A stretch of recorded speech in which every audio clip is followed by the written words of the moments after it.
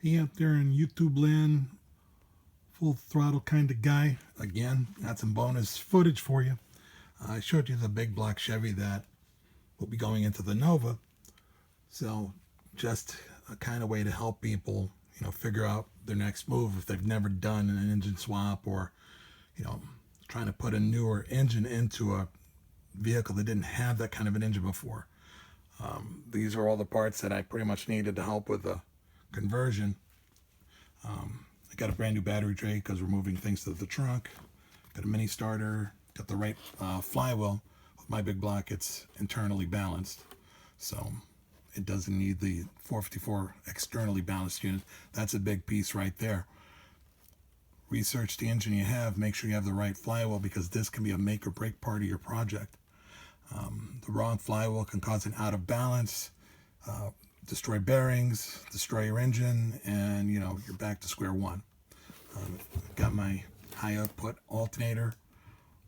It was in my Nova originally. This will fit on the big block. It doesn't care what it's on. One thing to be prepared for, as you can see, I already got my little fuel filter. Have the right brackets and pulleys. Yes, the big block Chevy pulleys are different, and so make sure to always have those lined up. That's the water pump. That's the flywheel. Excuse me, the crankshaft pulley for the big block as well. And of course, HEI, the standard piece. That might be a make or break proposition. I may have to clearance the firewall in case it doesn't line up right. So other than that, I may end up looking at a smaller condensed unit with the coil mounted on the firewall itself. Got all my bags with all my parts, clips and things. I'm really kind of obsessive when it comes to getting sandwich bags and marking bolts and things, so if I need something, I know, what was in it and where the bags were, instead of trying to come up with a random box of bolts.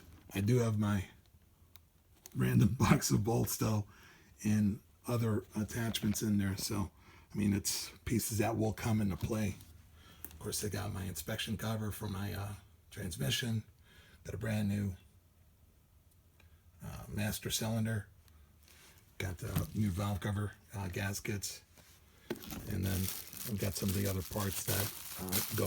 This is the tube that protects the harness next to the starter because of heat, and some more clips,